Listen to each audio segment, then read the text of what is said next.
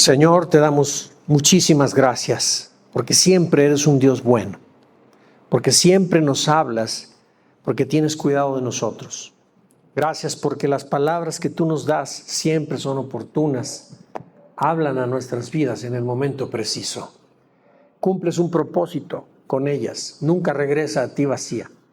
Siempre, siempre cumplen un objetivo. Y gracias, Dios, nuestro corazón está abierto para recibirla y para que en nosotros cumpla una razón por la cual las has enviado. La has enviado. En el nombre de Jesús. Amén. Como todos los domingos, les hago una breve remembranza. Estamos en nuestra serie de enseñanzas titulada Biografías de Fuego. Y esta serie nos está enseñando a que tú y yo aprendamos que los personajes bíblicos eran personas débiles como nosotros. Pero ellos enfrentaron sus debilidades y cambiaron. Y eso nos da ánimo a nosotros y nos refuerza en confianza que tú y yo también nos podemos convertir en mejores personas y al mismo tiempo podemos cumplir un propósito de Dios que lo dé a conocer a otros. Entonces, es muy interesante esta serie de enseñanzas, la estamos grabando en los canales de YouTube y Spotify. El domingo pasado, El peligro de mi mal carácter fue el título de la enseñanza. Te invito a que lo escuches, compártelo a gente que puede ayudarle. Estamos hablando de esto y hay muchas más cosas que hemos de continuar tratando, pero es bueno que lo compartamos, que no se quede ahí almacenado nomás, cuando bien puede traer beneficio a otros. Y la forma como esto se va a difundir es a través de nuestras propias recomendaciones. Con quienes creamos que les puede servir, compártele el link, que puedan escucharlo y que sean beneficiados por ello. La enseñanza que tenemos el día de hoy se titula Cuando mi niño herido me aísla de los demás. Y es una enseñanza que apunta a una situación específica de nuestras vidas. Todos en algún momento somos afectados por esto. Y para entrar en tema, quiero decir lo siguiente. Todos nosotros, al tiempo de que vamos creciendo, que vamos avanzando en edad, vivimos experiencias que nos hieren y nos dejan creencias que afectan la manera como nosotros nos relacionamos con otros. Y entonces, este tipo de creencias y estas conductas que adoptamos llevan como propósito, para no volver a sufrir esas heridas, nosotros levantamos muros que se levantan, que nos protegen de los demás. Y nos encontramos aparentemente seguros en una falsa seguridad por causa de esos muros que levantamos. No nos relacionamos de una manera normal con la gente. Hay un problema, hacer esto. Ese mismo muro que nos impide que otros entren a nuestra vida y nos vuelvan a lastimar, ese mismo muro nos impide que otros nos amen, porque no les permitimos que se acerquen. Así, lo que comienza entonces siendo como una protección, termina convirtiéndose en una prisión para nosotros. Y entonces nuestro niño herido finalmente nos lleva a un estado de soledad más dolorosa que aquello de lo que inicialmente intentábamos escapar. ¿Sí me explico? Y si no me explico, lo vas a entender en el proceso de estar hablando de esto. Quiero, como otros domingos, este concepto lo quiero traer a nosotros y quiero que lo exploremos a través de un personaje bíblico. Y hemos visto cómo muchos personajes bíblicos han salido de su situación, han obedecido a Dios y Dios ha podido trabajarlos y ha podido cumplir un propósito en ellos. Y el día de hoy vamos a hablar, nuestra base bíblica la vamos a ver en el libro de Primero de Reyes y el personaje que hoy tomamos es David. David, todos conocemos a David. ¿Cuántos no conocen a David? Creo que es uno de los personajes que muchas de las veces más recordamos o más conocemos. Habitualmente los cristianos es de los personajes más admirados, David. Todos lo conocemos como un hombre valiente, esforzado, un hombre de fe, un adorador, un gran ejemplo a seguir, ¿verdad? Todos conocemos esa parte, esa faceta de la vida de David, pero muy pocos saben que David fue un hombre, durante su infancia fue menospreciado, fue incomprendido e incluso rechazado dentro de su propio núcleo familiar. Muy pocos saben acerca de esto. La Biblia habla en pocos espacios para poner en claridad esto que te estoy diciendo. Sin embargo, cuando tú analizas y profundizas en la escritura o en los escritos de la tradición judía o rabínica, encontramos una cantidad de manuscritos que respaldan justo lo que te estoy diciendo. Y para confirmar esto que te estoy hablando, se tenía el entendido o se cree que David, hay dos corrientes opuestas, pero una de ellas es que David a lo mejor fue producto de un adulterio. Y no quiero que lo tomes como que esto así es, porque la Biblia no lo confirma. Simplemente hay algunos versículos en la Biblia que nos hacen como, caray, ¿qué pasó aquí con él? Pero dentro de la literatura, de la tradición rabínica, como te digo, sí hay escritos que hablen acerca de esto con más claridad.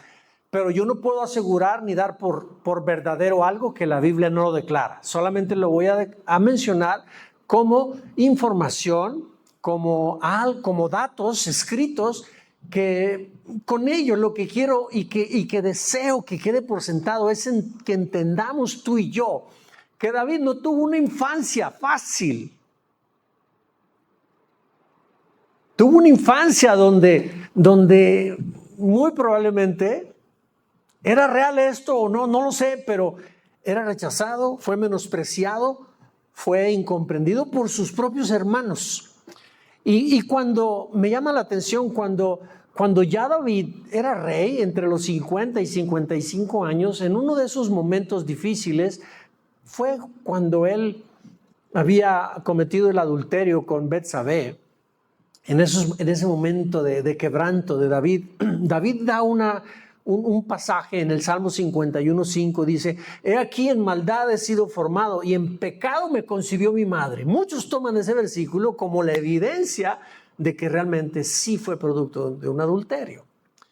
Pero quiero tomar como base, para dar respaldo a esto que te estoy diciendo, de que David sufrió en su infancia el rechazo, la incomprensión y demás de sus mismos hermanos. Quiero que leas conmigo este primer versículo. En Salmo 69:8 dice: extraño he sido para mis hermanos y desconocido por los hijos de mi madre. Esto viene a respaldar justo lo que estoy hablando. De lo que David sufría, lo que David vivió durante su infancia. Y no me voy a detener mucho a tratar de esculcar demasiado sobre esto. Solamente quiero puntualmente traer el punto para que tú y yo comprendamos que David no tuvo una infancia fácil. Y este tipo de circunstancias hieren el corazón de cualquiera, nos habrían herido a ti y a mí de una manera profunda. Y cuando somos heridos, entonces tenemos respuestas compensatorias para protegernos, para que no vuelva a suceder. ¿Me explico? Eso es algo habitual, eso es algo normal. Quiero que ahora leas conmigo otro versículo. Para confirmar lo que te estoy diciendo, tú recordarás cuando, amén, de la historia de Saúl, Dios envió al profeta Samuel a que fuera a casa de Isaí, que fuera a Belén y que ungiera a un nuevo escogido por Dios, y ese era David, tú recuerdas. Entonces, cuando llega Samuel, la llegada de un profeta a una población, siempre los ancianos de la población se levantaban y temían porque no sabían la razón por la cual se acercaba el profeta. Y cuando se acerca el profeta Samuel a Belén, los ancianos salen temblorosos y le dicen: profeta, ¿tu llegada con nosotros es en paz o no es en paz? Entonces el profeta le dice: sí, es en paz. Vengo a ofrecer sacrificio, vamos a hacerlo juntos. Y se convocó ahí la reunión, iban a tener una comida e invitó a Isaí. a la casa de quien Dios le había dicho a Samuel que fuera, porque de su casa, de sus hijos, habría de ungir al próximo rey. Y entonces cuando Samuel le dice a Isaí, Isaí viene con todos sus hijos, trae a todos sus hijos a los considerados auténticos. A David no lo trajo. Quiero que lo leas conmigo. Primero Samuel 16:10. E hizo pasar Isaí 7 hijos suyos delante de Samuel, pero Samuel dijo a Isaí: Jehová no ha elegido a estos. Entonces dijo Samuel a Isaí: ¿son estos todos tus hijos? ¿Te puedes imaginar a Isaí? Entonces él respondió: queda aún el menor, el que estaba relegado allá en el campo.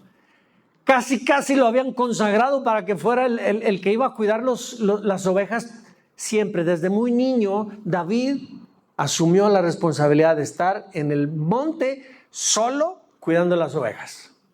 Entonces, no le contesta: hay uno más, es el menor que apacienta las ovejas. Y entonces dijo Samuel a Isaí: pues envía por él, porque no nos sentaremos a la mesa hasta que lo traigas, hasta que él venga. Y todos sabemos la historia. Mandaron traer por él, el profeta, los ancianos e Isaí y sus hijos estaban esperando que llegara el hijo que a Isaí lo había avergonzado todo el tiempo.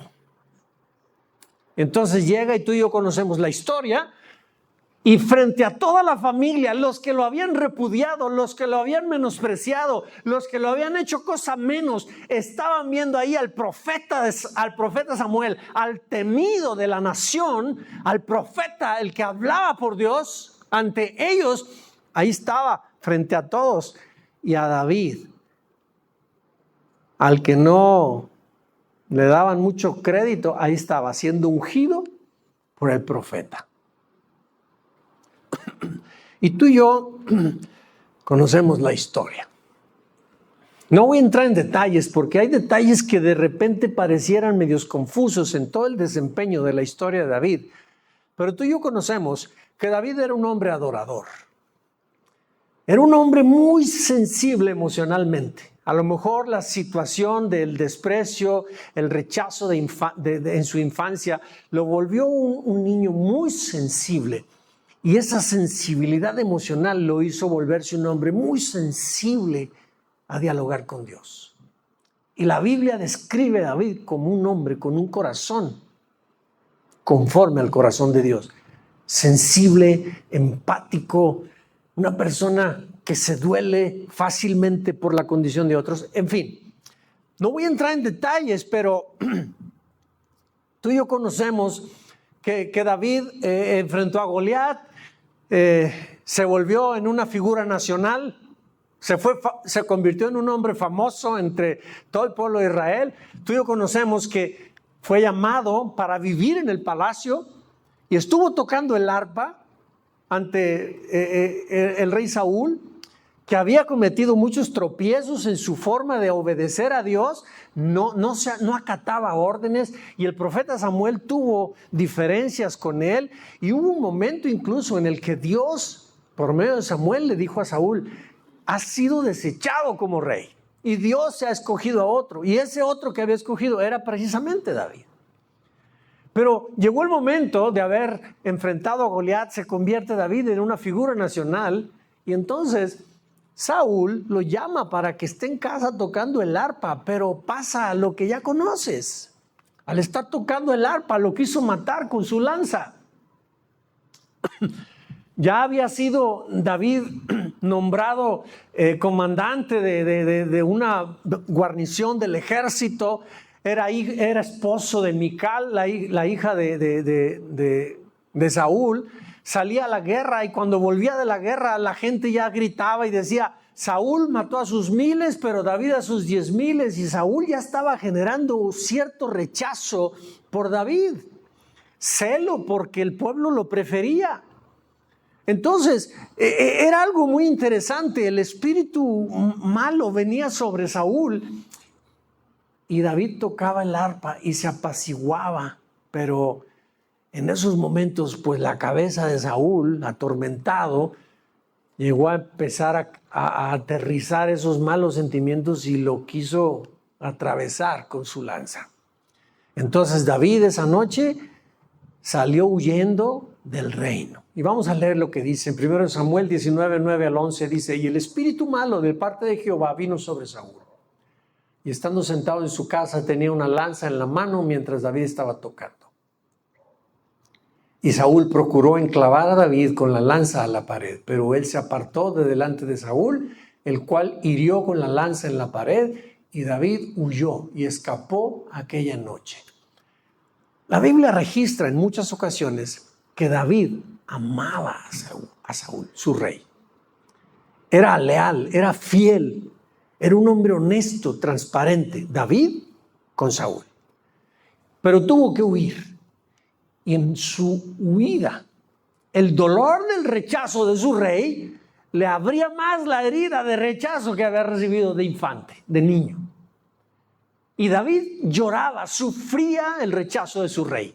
Y al mismo tiempo, su suegro a estas alturas ya. Entonces, una vez más, su familia lo rechazaba. Y reforzaba todavía más el dolor, la herida en su corazón del desprecio de otros. Me están siguiendo en la enseñanza. Sigue diciendo: David huyó y escapó aquella noche. Saúl envió luego mensajeros a casa de David para que lo vigilasen y lo matasen a la mañana. Mas Mical, su casa era la casa que vivía con su esposa, con Mical, allí mismo en el reino, en donde está la ciudad del rey. Pero mandó allí a guardias para que lo mataran. Mas Mical, su mujer, avisó a David diciendo: si no salvas tu vida esta noche, mañana vas a ser muerto. Y la historia dice que allí Mical colgó a David a través de los muros para que bajara, y entonces David pudo huir. Y entonces David empezó una odisea. Empezó a huir de donde estaba porque mandaba soldados. Saúl lo perseguía por todo el país y David estaba sufriendo el dolor del desprecio y el aborrecimiento de su rey, su suegro, el papá de su esposa, más aparte todas las memorias que tenía de su infancia. Esa era la situación de David. Y normalmente cuando una persona sufre y vive cosas como esas, adopta cosas, actitudes, reacciones. David se vio en la necesidad de estar huyendo y hubo un momento en el que huyó hacia un lugar que se conoce como la cueva de Adulam. Y cuando llegó a esa cueva de Adulam, todos conocemos la historia. Fíjate lo que dice. Yéndose luego, 1 Samuel 22, 1 y 2. Yéndose luego David de allí, huyó a la cueva de Adulam. Y cuando sus hermanos y toda la casa de su padre lo supieron, vinieron allí a él. Una persona rechazada, una persona dolida, empieza a permitir en su corazón cosas que no permite que la gente se le acerque. David era un caso típico de una persona herida en su corazón, rechazada. Sin embargo, no buscó razones para que la gente se le acercara. Al contrario, las aceptó.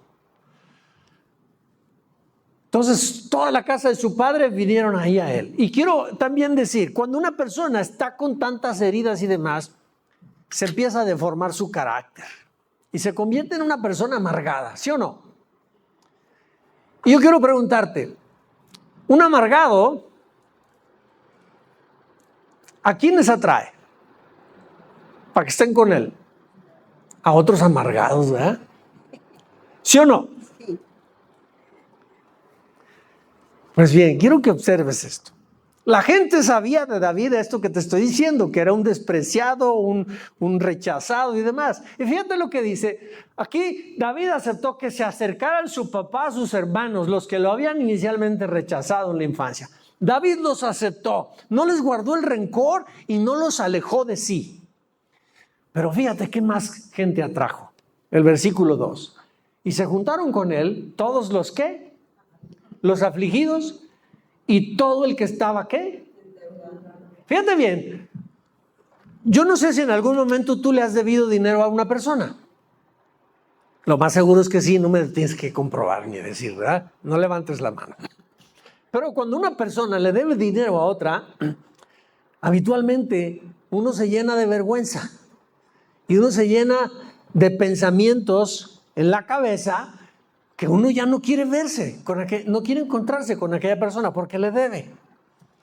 Y empieza uno a tener actitudes, incluso a veces hasta el deudor empieza a ofender al otro. Entonces empieza a generarse muchas cosas. Entonces a David lo estaban inundando compañeros que estaban endeudados. Esos endeudados, por supuesto, que tenían enemigos, tenían adversarios, pero no nada más los endeudados. Aquí dice, y todos los que se hallaban en amargura de espíritu. Ah, qué bonita compañía recibió David. La gente que lo empezó a acompañar. Y fue hecho jefe de ellos, o sea, se convirtió en el amargado de amargados. Bien, la Biblia no dice eso lo dije yo. Lo que quiero decirte es que David estaba siendo puesto por la vida ante un grupo de personas que no eran lo mejor de la sociedad. Y tuvo consigo como 400 hombres. Imagínate a 400 tipos de esta naturaleza a tu alrededor. ¿Has estado en una reunión donde hay, o has oído o has visto gente que tiene malos hábitos y está reunida? ¿Qué es lo que hace? Yo he estado en medio de y me he dado cuenta que los hábitos con estas personas que estuve no eran los mejores. Hay gente que tiene malos hábitos y cuando está junta habla de otros, maldice, hace de cosas. A esa gente es a la que me refiero. Entonces, ¿has estado en medio de personas así? David estaba en medio con 400 hombres así. ¿Te puedes imaginar los diálogos? La naturaleza de las conversaciones. ¿Te puedes imaginar todas las cosas que hacían, que decían? Hasta se peleaban ahí. Y David era el jefe de todos ellos. Ellos lo reconocían y lo habían colocado en esa posición. David no la pidió. Pero ahí estaba David. David ya de por sí sufría el desprecio de su familia, del propio rey. Estaba huyendo, todo el ejército lo andaba buscando. Y mira qué compañeros le trajo la vida. David ahí estaba, en la cueva de Adulam. Y todo el mundo estaba ahí con él. Lo cierto, y esto no vamos a leer ese versículo, pero esta gente, estos con este corazón así, más adelante, después cuando David ya fue rey, se describe que estos hombres que lo estuvieron acompañando aquí, el corazón de David, que era el de uno solo, pudo afectar el corazón de estos 400. No al revés. Los hábitos, las costumbres de los 400 no afectaron el corazón de David. Al contrario, el de uno afectó a 400. Y tenemos escrito en la Biblia que estos hombres se convirtieron en la guardia personal de David cuando ya fue rey. Daban su vida por él. Hombres que fueron transformados por David. Entonces, es importante que no perdamos de vista este dato. Lo cierto es que David tenía tiempos donde tenía que derramar su dolor, su angustia, su ansiedad, su necesidad. Pero fíjate lo que hizo David. Nunca escogió a la gente para en ellos derramar su dolor y su necesidad. ¿Qué hacía David? David había entendido que estar con la gente le podía conferir seguridad, estar aislado en la cueva de Adulam, estar fuera de los alcances del ejército de Saúl. David podía obtener seguridad, pero su verdadero refugio, donde él obtenía descanso, siempre supo David que era Dios. Y David, en medio de toda la persecución que empezó a vivir, David se apartaba, David buscaba momentos para derramar su corazón delante de Dios y mantener su corazón sano. Y quiero que no pierdas de vista este concepto. La persona herida, dolida y demás nosotros como seres humanos a veces logramos nosotros contaminar nuestro corazón porque le vamos dando vuelta al resentimiento y sin darnos cuenta volvemos a enojarnos contra las personas y estamos sin darnos cuenta permitiendo que el resentimiento lastime, dañe el corazón y haga surgir desde adentro una raíz de amargura, algo que David jamás lo permitió. Porque siempre buscó a Dios para derramar su dolor, para hablar con Él, para recibir alivio, para recibir ser confortado. Esa fue la gran diferencia y esto es lo que yo quiero que no se pierda de vista en el desarrollo de toda la enseñanza. Entonces David buscaba a Dios, se apartaba de la gente. Y por eso es que tenemos tantos salmos donde describen. El Salmo 59, 17, fortaleza mía, a ti cantaré porque eres, oh Dios, mi refugio, el Dios de mi misericordia. Versículos como estos hay muchísimos en los Salmos. Otro tenemos en Salmo 61, 3, porque tú has sido mi refugio y torre fuerte delante del enemigo. Vemos cómo David se refugiaba en Dios. Estaba acompañado de otros, pero su refugio era Dios. Y de esa manera David mantuvo siempre sano su corazón. David aprendió a estar solo, sin convertirse en un hombre aislado. Estaba rodeado de gente, pero él caminaba solo siempre. La cueva fue temporal, pero su único refugio siempre fue Dios. David derramó su dolor y no permitió que sus heridas lo amargaran. Tú y yo podemos, si hemos sido heridos, si hemos sido lastimados, tú y yo podemos tener respuestas en donde levantamos muros para que la gente no se nos acerque, para que no nos hieran otra vez. Pero debemos de tener cuidado con eso. Porque podemos hacer del aislamiento nuestro hogar. Y entonces se va a convertir en una prisión. Y el dolor después va a ser mayor. ¿Sí me explico? Si nosotros no enfrentamos nuestras heridas, tú y yo vamos a poder cambiar de lugar, vamos a cambiar de personas, pero la herida está dentro del corazón y a donde nos vayamos, la herida siempre nos va a continuar doliendo. Vamos a seguir sufriendo. Por eso tú y yo necesitamos entender 3 verdades importantes. Son las que le dan el contenido y el desarrollo de nuestra enseñanza. Y la primera verdad que necesitamos aprender es que necesitamos reconocer las heridas que aún nos están doliendo. Y fíjate una cosa. Normalmente las heridas que podemos vivir o tener, las podemos aprender a esconder tan bien que podemos llegar a creer que ya se sanaron porque están bien escondidas. Y no es así. Podemos decir, eso ya lo superé. Pero si llegamos a un punto en el que empezamos a recordarlos o nos empezamos a enfrentar o a encontrar con las personas que nos hirieron, la herida y el dolor sigue allí. Entonces no está sanada. Sigue allí, sigue viva. Y seguimos reaccionando, seguimos recordando y nos sigue doliendo por cosas que pasaron años atrás. Porque esconder, ignorar, no significa que la sanamos. ¿Estás conmigo? Y aquí es donde comienza para ti y para mí la cirugía. ¿Qué heridas tenemos guardadas nosotros o hemos ahí minimizado como que ya no existen, sin embargo siguen estando allí? ¿Qué heridas del pasado todavía define el día de hoy cómo respondemos ante ciertas circunstancias? ¿Qué heridas del pasado nos controlan nuestro comportamiento en el presente? Tú y yo no podemos sanar aquello que insistimos en esconder.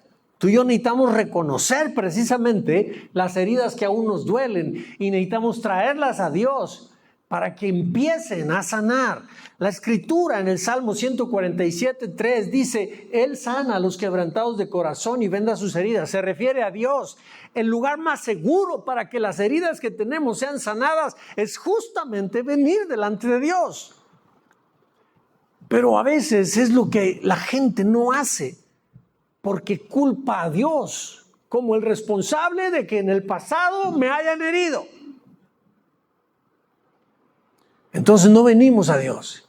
Y aquí la invitación es que entendamos que Dios nos asegura que si nos acercamos a Él, Él se acerca a nosotros para sanarnos, no para lastimarnos. Dejemos de tenerle miedo a Dios entonces.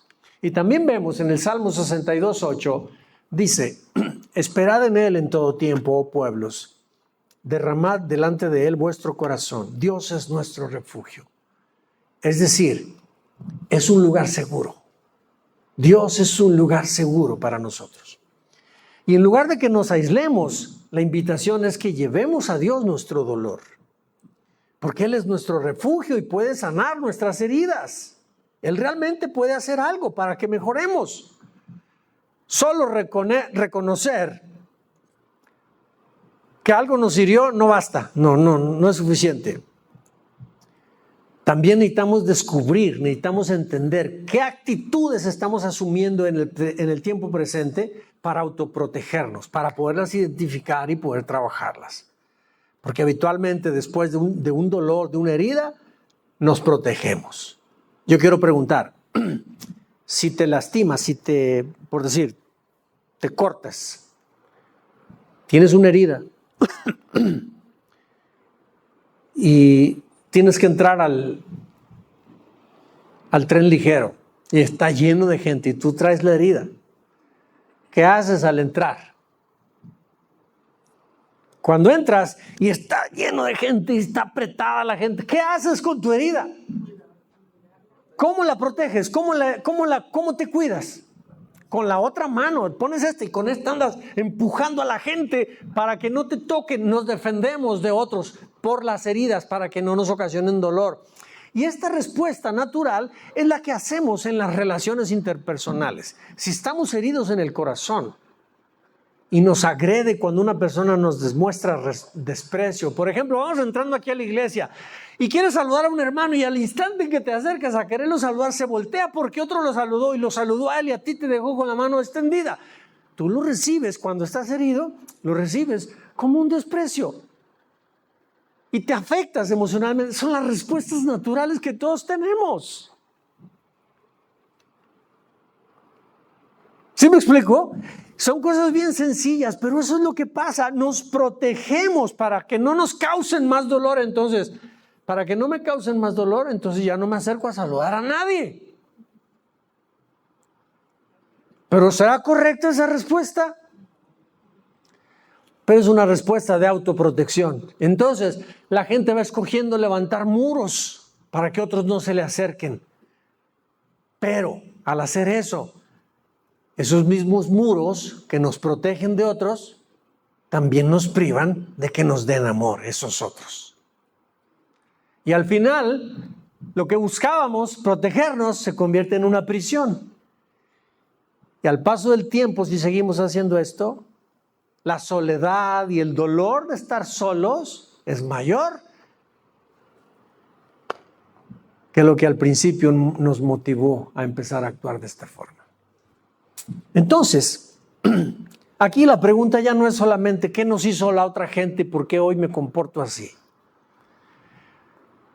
La pregunta que nos debemos de hacer es, ¿nos estamos realmente aislando de otros para evitar que nos lastimen? Y entramos al otro punto.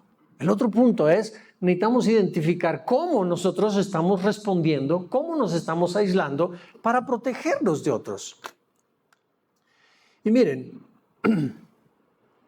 siempre vamos a decidir, ya no quiero pasar por esto otra vez. David lo pasó 2 veces. Su familia primero, y después cuando ya se había casado y era una figura nacional, todo el mundo lo aceptaba, lo vitoreaba y demás, pero púmbale, el rey lo empezó a rechazar y le revivió una herida 2 veces. Y nadie de nosotros quiere vivir cosas que nos lastimen, repetirlas.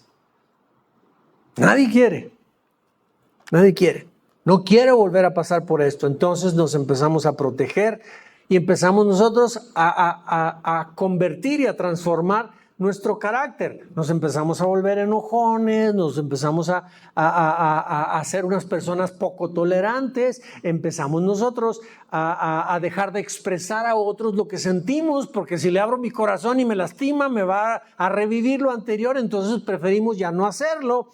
Entonces empezamos a dejar de expresarnos, empezamos a volvernos muy desconfiados y nos mantenemos distantes para evitar que otros nos vuelvan a lastimar. Eso es la respuesta natural. Pero tú y yo podemos a lo mejor seguir viviendo igual, convivir, sonreír, trabajar y hasta servir a otros, pero demostramos nuestro aislamiento impidiendo que nadie entre a nuestras vidas y cerramos nuestro corazón para otros. Son las actitudes que normalmente el ser humano tenemos. Y si la persona no se da cuenta de lo que está haciendo para aislarse de otros, se le va a convertir en una prisión. Pero déjame decirte algo. Dios no nos diseñó para que nosotros nos aislemos de otros. Dios no nos diseñó para que seamos huraños, para que seamos gente aislada. Dios nos diseñó para que nos relacionemos con otros y para que caminemos con otros. Por eso la Escritura dice expresiones como estas. Santiago 5:6. Confesaos vuestras ofensas unos a otros y orad unos por otros para que seáis sanados. ¿Qué hicimos hace rato? Orar unos por otros. La intención es que Dios hable a la persona, que se sienta acompañada. La compañía sana. La compañía, las palabras de otros alivian el dolor que traemos. Entonces es bueno, es bueno. La sanidad no ocurre si nos andamos escondiendo. Sanamos en comunidad. Cuando estamos juntos y oramos unos por otros, sanamos en el corazón. Y eso agrada a los ojos de Dios. Entonces, Dios ha colocado dentro de la convivencia entre unos y otros virtudes tan beneficiosas. Cuando nos relacionamos con otros, cuando nos confesamos unos a otros, cuando nos perdonamos unos a otros y cuando oramos unos a otros, eso tiene la comunidad. Por esa razón, en la Biblia está escrito, no dejen de congregarse, según algunos lo tienen por costumbre, porque Dios hace uso de la comunidad para traer muchos beneficios, no solo la predicación. Hay muchos beneficios que se obtienen al encontrarnos en la comunidad. Los 400 hombres recibieron un beneficio enorme al estar en esa convivencia. ¿Sí me explico? La Escritura en Eclesiastés 4, 9 y 10 dice, mejores son dos que uno, porque tienen mejor paga de su trabajo. Porque si cayeren, el uno levantará a su compañero, pero hay del solo que cuando cayere no habrá segundo que lo levante. Entonces, estar en comunidad trae muchos beneficios. Nos conviene aún hasta para esto. No se diga, aunque aquí muchos lo toman como la base fundamental del matrimonio, pero aplica en otros sentidos. Aislarnos en realidad no nos protege ni nos beneficia. Somos más fuertes unidos que desunidos. Porque no va a haber quien nos levante si estamos solos. David eso fue lo que provocó con los hombres que lo rodearon. La familia de David llegó, pero llegaron muchos. ¿Cómo podríamos llamar a ese tipo de gente? Es un sector de la población. Los endeudados, los afligidos, los que estaban en amargura de su corazón. ¿Qué tipo de gente es esa de una sociedad? Pues es el tipo de gente que nadie quiere estar con ellos. Los relegados, dicho coloquialmente de una manera chistosa, la lacra de la sociedad. ¿Sí me explico?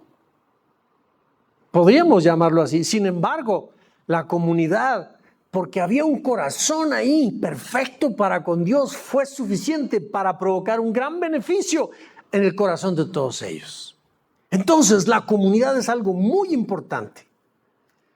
La compañía de todos no elimina los problemas, pero sí evita que peleemos solos. Hoy se presentaron 3 peticiones. Ustedes no están solos, están acompañados, estamos orando por ustedes. Por eso la invitación, cuando tengas una necesidad, preséntala en el chat de la iglesia para orar todos por ellos, por esa necesidad. Y te vas a sentir acompañado. Eso ayuda mucho. Eso ayuda mucho. Entonces, la compañía no elimina las batallas, pero sí evita que las peleemos solos. Y luego, fíjate bien, la gente puede acompañarnos, sostenernos y ayudarnos, pero no son la fuente de nuestra seguridad. Solo Dios es nuestro único refugio verdadero. David entendía eso, por eso se alejaba, se apartaba de la gente, para encontrarse con su Dios y poder abrir su corazón y recibir sanidad del único que de verdad puede sanar el corazón. Pero si nosotros le hacemos caso a las emociones, al dolor que nos producen las heridas de desprecio y demás que otra gente nos ha provocado, vamos a darle vueltas a esto y el resentimiento va a tomar lugar. Y al final se va a abrir la puerta para el diablo. ¿Recuerdas eso? Y entonces raíces de amargura van a surgir y ahí entonces el resultado que vamos a obtener es negativo. Tú y yo debemos darnos por avisados que no debemos de que nuestro niño herido nos aísle de otros. No lo permitamos. Necesitamos entender que necesitamos la presencia de la gente, pero cuidar el corazón. Porque ahí es donde está definitivamente lo importante, lo que pasa en el corazón. Y nosotros lo vamos a permitir dependiendo qué voz oigamos, si la del niño herido o la voz de papá. Por eso necesitamos hacer de Dios nuestro único refugio. Y último punto, ya para terminar. Necesitamos salir de nuestro aislamiento y hacer de Dios nuestro refugio. Imagínate una cosa. Imagínate un niño en un centro comercial. De repente está llenísimo de gente y los papás llevan al niño de la mano, pero en un momento se descuidan, lo sueltan de la mano y ¡pum! Vale, ¿dónde está? Y el niño empieza a caminar entre toda la gente y pierde a sus papás. Y el niño entonces empieza a llorar, el miedo empieza a apoderarse de su vida y otra gente se le acerca con él. ¿Qué pasó, niño? ¿Dónde están tus papás? Y tú sabes, un niño en una condición así, el pánico se apodera de él. Ninguna persona que se le acerca con buenas palabras lo hacen sentir seguro. Nadie, el miedo está con él y lo toman y lo llevan a la administración y el niño va con miedo, el niño está llorando, está temblando, nada lo hace sentir seguro porque no está viendo ni un solo rostro conocido. Y ahí está el niño desconsolado. Pero de repente se abre la puerta y ve entrar un rostro conocido, es su papá. Y entonces, ¿qué hace el niño? Se lanza en sus brazos y empieza a llorar. Y en ese instante, cuando entra en los brazos de su papá, el miedo se va. Así, se va el miedo al instante. El lugar sigue estando lleno de gente que no conoce, pero encontró el lugar donde se refugia y de donde siente seguridad, los brazos de papá. Tú y yo necesitamos aprender eso, hermanos. Necesitamos aprender que la paz no llega cuando nos alejamos de la gente, sino cuando dejamos de buscar seguridad en nuestra propia cueva y corremos a refugiarnos en los brazos de papá. Ahí es donde está el refugio. Necesitamos aprenderlo. Eso sí nos asegura, eso sí nos promete estar verdaderamente protegidos. La palabra de Dios en el Salmo 62, 7, 8 dice: Dios es mi salvación y mi gloria, es la roca que me fortalece, mi refugio está en Dios. Son palabras de David, que conocía perfectamente esto. Confía siempre en Él, pueblo mío, ábrele tu corazón cuando estés ante Él. Dios es nuestro refugio. David entendía esto porque había vivido toda su vida con heridas en su corazón, pero él había buscado siempre derramar su dolor ante Dios. Y él fue el que escribió este pasaje tan conocido por muchos de nosotros. En paz me acostaré y asimismo dormiré, porque solo tú, Señor, me haces estar confiado, me haces vivir confiado.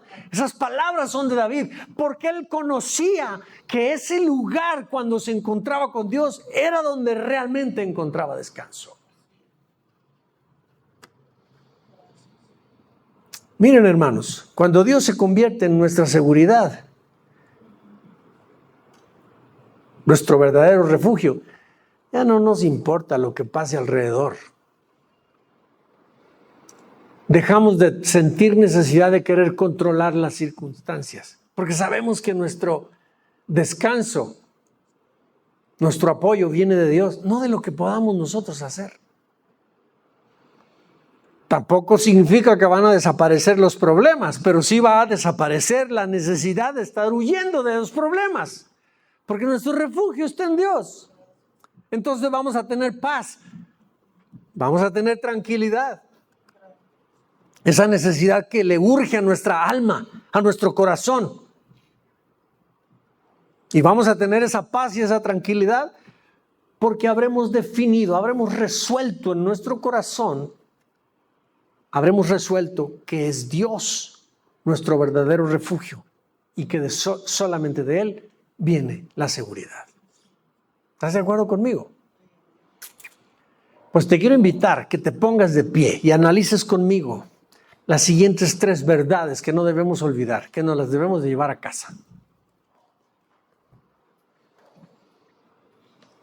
Y la primera verdad que quiero que te lleves a tu casa y medites en ella y la hagas parte de tu vida, la primera verdad es esta: las heridas escondidas siguen doliendo. Si las ignoras, si haces como que no están, no significa que se han sanado. Siguen ahí, van a seguir doliendo. El dolor se recrudece en los momentos en los que te tocan la herida. Entonces, no las ignores. Sánalas. ¿Dónde es el lugar de nuestra sanidad? En Dios. Es en Dios. Y ¿sabes una cosa? Los hermanos ayudan mucho. La iglesia ayuda mucho en este sentido. ¿Y sabes una cosa también? La sanidad del corazón sucede en la comunidad. Es decir, ocupamos a otros para sanar nuestras heridas. ¿Cómo sucede esta sanidad? Cuando, buscando a Dios a través del compañerismo de los hermanos, unos y otros oramos, unos por otros. Ahí somos sanados, dice la Escritura. Entonces, nuestra sanidad sucede en la comunidad. La otra verdad que deseo que te lleves a tu casa es que el aislamiento te va a proteger por un tiempo, pero no te va a sanar. No te aísles de la gente. Es un mal consejo aislarte de la gente. Más bien, permite la compañía de otros, pero guarda tu corazón. Tu dolor, tus ansiedades, tus aflicciones, debes de depositarlas solo en Dios. Y la tercera,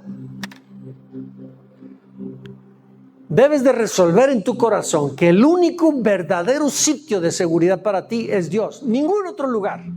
Nadie tiene la solución para tu vida. Nadie. Tú no lo vas a encontrar en los doctores, en los terapeutas, en los psicólogos. No. Es más, nadie de nosotros tiene la solución real para nuestra vida. Solo está en Dios. Pero Dios hace uso de esos elementos como herramientas para que su sanidad tú la recibas.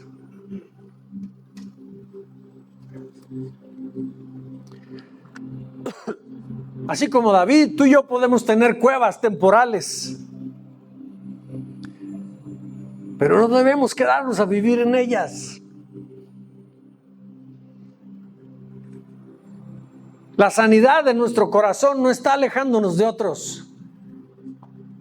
Está en compañía de ellos, pero resolviendo en el corazón que el único sitio que es nuestro verdadero refugio, nuestra torre fuerte, es Papá Dios. Todo lo que pase en esa relación con Papá Dios, más el toque de Dios a nuestra vida a través de la comunidad, resuelve el corazón. Y sabes una cosa, cuando nosotros sabemos descargar ansiedades, dolor, angustia, resentimientos, enojo, todo lo que traemos en el corazón, cuando aprendemos a depositarlo en Dios, eso sana y eso trae verdaderamente paz y tranquilidad al corazón y evita la contaminación por la amargura en el corazón. Y la escritura en Proverbios 4:23 dice: sobre toda cosa guardada, cuida tu corazón, porque este es el que determina el rumbo de tu vida. Entonces, si no sabes guardar, cuidar tu corazón, hacia donde tu corazón amargado te lleve, no va a ser el lugar correcto. En cambio, si cuidas tu corazón, sabes protegerlo, la única protección del corazón es que Dios sea el refugio, que allí sea verdaderamente nuestro descanso.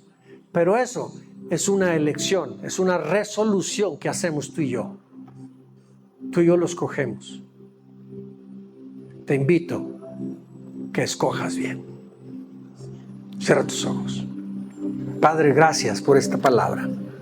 Te bendecimos porque a través de ella tú nos hablas. Que tu Espíritu Santo hable en nuestro interior, Dios mío, según la necesidad de cada uno.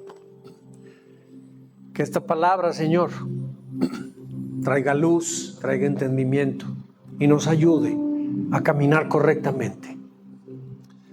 A que entendamos, Dios mío, que no podemos, por causa de las heridas que hemos recibido al paso de los años, estas, en aras de querernos autoproteger, vamos a levantar muros y nos vamos a aislar de los que nos rodean.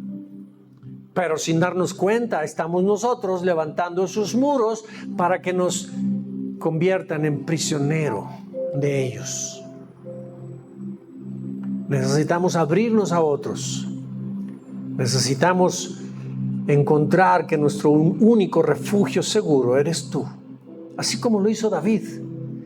Ciertamente David, yo me identifico con él por las tantas heridas que recibió de la vida, pero su respuesta siempre fue traerlas delante de ti, y eso es memorable para mí. Yo quiero llevármelo a casa, porque así como lo hizo él y guardó su corazón, no se amargó, vivió libre. Tú fuiste su refugio. Él te declaró como su torre fuerte. Él te declaró como su único lugar seguro. Eso mismo quiero hacer yo, Señor. Y Espíritu Santo, que cada uno de nosotros elija y escoja hacer justamente esto. Desde el lugar donde estamos, las circunstancias que cada uno está viviendo, que aprendamos a derramar nuestro corazón delante de ti, porque solo allí, Señor, está nuestra paz, está nuestra libertad. Y gracias por la compañía de los hermanos, son preciosos.